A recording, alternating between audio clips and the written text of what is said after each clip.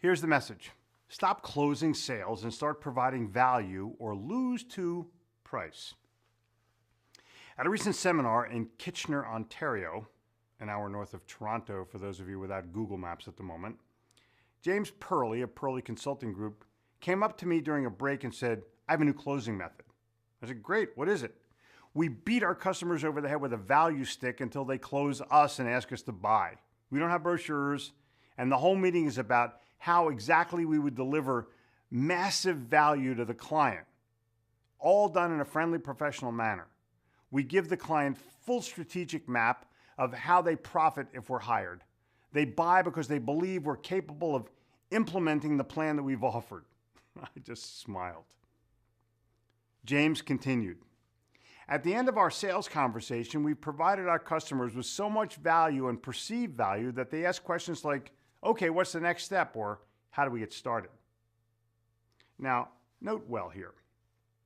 This is a pretty interesting concept when you consider that 99%, and I may be a little low on that number, of salespeople, you included, are trying to figure out some manipulative way of closing the sale or asking for the sale, or worse, wondering when the best time to close is.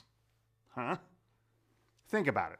Is it more powerful for you to ask for the sale or for the customer wanting to buy? Is it more powerful for you to ask for the sale or for the customer to ask, when can we get started? Your big question at this moment is, okay, how do I do that? But the bigger question is, are you willing to jump off the product pitch and price comparison proposal horse and buggy and onto the value rocket ship? Value is a combination of what you offer and what you perceive is in favor of the prospective customer, combined with what the prospective customer actually perceives is in favor of them. Sometimes those are two very different perceptions. What is your value proposition? Do you even have one? What are you saying to the prospect that goes beyond what you do and how you do it, and what your product or service is and how it works? Hard question, harder answers, but be aware, there are 9.5 key areas where value can be perceived. Number 1, ease of doing business with you. Number 2, ease of contact with you and anyone in your company. Number 3, ease of use after purchase. Number 4, increase in productivity for the customer. Number 5, availability of service when the customer needs it.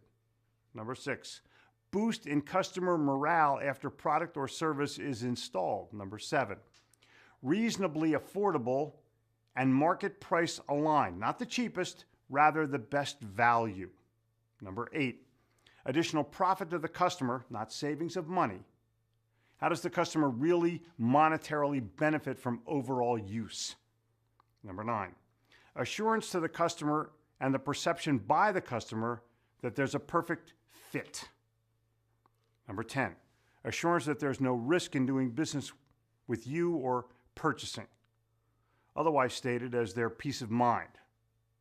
Total reduction or elimination of their perceived risk in doing business with you. Without this, the first 9 points don't matter. And number 10.5, continued value messages to help the customer after the purchase has been made.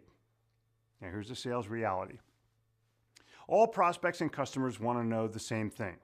What's in it for me? How do I profit? And of course, how much is it? When these elements are part of an overall value presentation, you, the seller, wins. If the customer needs it, wants it, and feels there's a fit, then they will compare perceived value with price. Most people buy what they perceive is best for themselves. They first look at the value and the quality. How does this suit me? How does this feel? How comfortable with this and this salesperson am I? Or better stated, what's the fit?